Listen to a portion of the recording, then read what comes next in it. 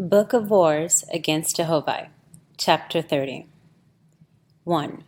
Now, after the three false gods, Osiris, Antaeon, and Sudga, had revealed these things to mortals, they sent messengers to the Lord God, praying audience with him, that they might disclose to him what they had done. And Jehoash, alias Deus, therefore, appointed a time of meeting, and the gods came before him and made their report. After which Deus said, 2. In all ye have done I acquiesce, neither have ye said aught that I would not have said, save that I desired not to laud myself with mine own mouth. And thus ended the matter, as to how mortals were taught to worship the names Lord and God, and Lord God, and Hojos, and Jos, and Deus, and Deity, and Deos, and Zeus, and various other names according to the languages of the people of Japheth, and Vindu, and Arabinia, and Parsia, and Helest. And thousands of millions of angels of the Lord God and his gods, who were sent down to mortals, inspired them and taught them the same things through seers and prophets and magicians, and through other people also, by dreams and visions. 3. And mortals were taught the secret of spiritually going out of their own corporeal bodies and returning safely, and in this state they were taken subjectively to the kingdom of the Lord God, where they beheld him, even as a man, sitting on a throne. And they saw the great glory of his kingdom, and beheld the worshippers, millions of them, glorifying Deus, the false Lord God. And these persons became preachers on the earth, enthusiastically stirring men up on every hand to draw the sword and spear and sling to go forth in battle, to overthrow the doctrine of the Great Spirit and establish the Deus. 4. And it came to pass that they thus accomplished the will of the Lord God in all these divisions of the earth. The Jehovians, being non-resistants, were powerless before them. Kings and queens on the earth accepted these doctrines, and they marshaled their armies in all directions to establish the Lord God, who had said unto them, As much as ye exalt me and my kingdoms, so will I exalt you. As I behold, ye are become wise and powerful to rule over many on the earth, so will I give unto you large kingdoms in heaven. 5. And the false Lord God and his false gods prospered in earth and heaven, as to themselves and their kingdoms, hundreds of years, 900 years, and at this time the faithest of the earth were reduced to a small fraction of people, mostly hid away, as sheep from wolves. 6. But in 950 years, behold, the worshippers of the Lord God, the false, began to quarrel and fight amongst themselves. Even as by blood they had established him, so by blood were the kings and queens of the earth overthrowing one another. 7. Because of the warfare, schools and colleges and houses of philosophy were wasted away. The factories for spinning and weaving were destroyed, and the lands not tilled. 8. And now of the heavenly kingdoms of Jehoash and his gods, this is what occurred, to wit.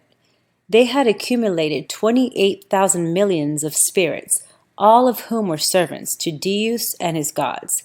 For the most part, they were below grade 10, whilst 3,000 millions were below grade 5, which is helplessness. 9. Jehovih had so made men and angels that whosoever had learned to abnegate self and to labor for the good of others was already above grade 50, and his ascension should be perpetual thereafter, whilst they that were below grade 50, who had not put away self, Satan, should gravitate downward toward the earth, wherein it had come to pass that the false Lord God and his false gods were burdened with their kingdoms. 10. And though they were adorned to the utmost, having vast cities for their heavenly capitals, with millions of attendants and millions of musicians who were forever inventing new and wonderful music and playing and singing, millions and millions in concert, with millions of trumpeters near and far off to fashion echoes beautiful to the ear. And though they had decorators forever inventing and changing their thousands of millions of flags and banners and the ornaments for the pageantry, and though they had millions of heavenly cities built with heavenly precious stones and gems of splendor, and with roadways and streets paved with heavenly diamonds and pearls, and though they had tournaments, heavenly, and games and rites and ceremonies, prostrations and salutations without end, with great ships, heavenly, capable of coursing atmospheria in journeys and excursions, ships to carry hundreds of millions of angels, whose chief occupation was to sing and chant the glory and power and dominion of Deus and his gods. Yeah, though a large book could not contain a description of the thousandth part of their wonderful glory, yet each and every god began to see coming danger. 11. Jehovah said, "Two precipices have I left open for testing man's strength, and they are great prosperity and great adversity." 12. And behold, Satan came upon them in the guise of a good friend. First, he went to Anuhasach and said unto him, "Thou greatest of gods, who is like unto thee? Behold, I come to thee in the beginning, and told thee what to do, even to stretch forth thine hand, and heaven and earth shall be thine forever, for thine own glory. And lo, it hath come on finally. Thou hast rooted Jehovah and his hosts in heaven and earth. They are as a remnant skulking away. Hear me then, O Deus, for I will not only praise thee for what thou hast accomplished, but I will chide thee for thy failings." 13. Deus said, "Wherein have I failed, O Satan?" And Satan answered, saying, "Thou art too honest for thine own good, too pure for thine own benefit, too unsuspecting as regards thy gods. Being thyself honest, thou hast easily attributed honesty unto others, and they have taken advantage of thee." 14. Anuhasach said, "How?" Satan answered, saying, "In the first, thou said to thy gods, Maintain ye your schools and colleges and factories, and otherwise prepare the spirits of the dead unto resurrection. And as fast as they arrive at grade 30, send ye them to my kingdom, that Horrid may be glorified forever. For lo and behold, thy gods use the angels as slaves to build up the glory of their own kingdoms. They have suffered their heavenly places of education, for the most part, to be scattered and gone. Neither have they inspired mortals to instruction, as I warned thee at the first. And mortals have thrown aside their schools and colleges and their places of art, and have become riotous and given to gross living, and there is no resurrection in them. Which matters show thee that, soon or late, all the spirits of the earth will be of no grade at all, but as fetals and vampires to live on mortals. 15. Deus said, "Why are mortals becoming gross livers?" Satan answered him, saying, "Behold, in thine own revelation to mortals, thou said to them, Partake not of fish, nor flesh, nor blood for food, nor of anything that breatheth the breath of life. And now, behold, what came to pass. Thy three gods, whom thou had elevated and trusted, fell to and made other revelations, wherein they said, Partake of fish and flesh, for they desired to please mortals. And lo, it hath come to pass that man not only warreth for thee, but he warreth to the right and left, for it is in his blood, after the manner of beasts that feed on flesh.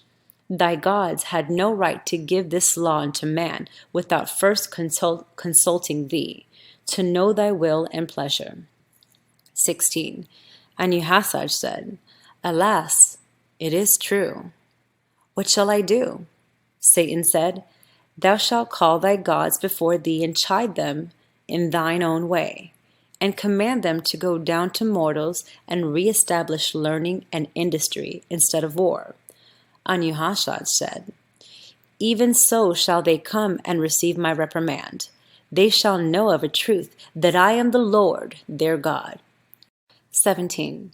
Satan went to the other false gods, every one separately, saying unto each, Hear me, O thou wisest of gods, who should in fact be at the all-highest Godhead in heaven, because of thy great wisdom and integrity. Behold, I came to thee at the first, and foretold thee how thy kingdom should become great and glorified, and even so hath it come to pass. When thou puttest forth thine hand to do a thing, it is done. For thou wert born into life different from all others, and for the highest of glories. And because of thy greatness, behold, all the gods of heaven are jealous of thee and fear thee, all of which thou knowest of thine own knowledge. Now, while I accord this unto thee, I will also chide thee for thy shortness. 18. For, because thou art honest thyself, thou believest the same of others, wherefore thou art cheated and ill-used on all hands. In the first while, thou didst send thy highest grades to the Lord God, to be his. Yea, thou hast robbed thine own kingdom of its finest and best subjects for the glory of Deus. And who is Deus more than thou? Is he not a coward?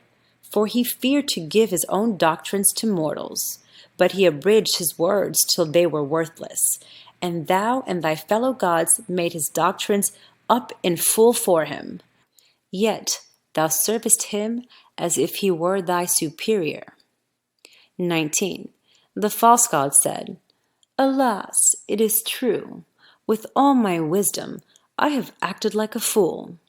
Because I was too honest and pure for Deus and his gods, they have taken advantage of me.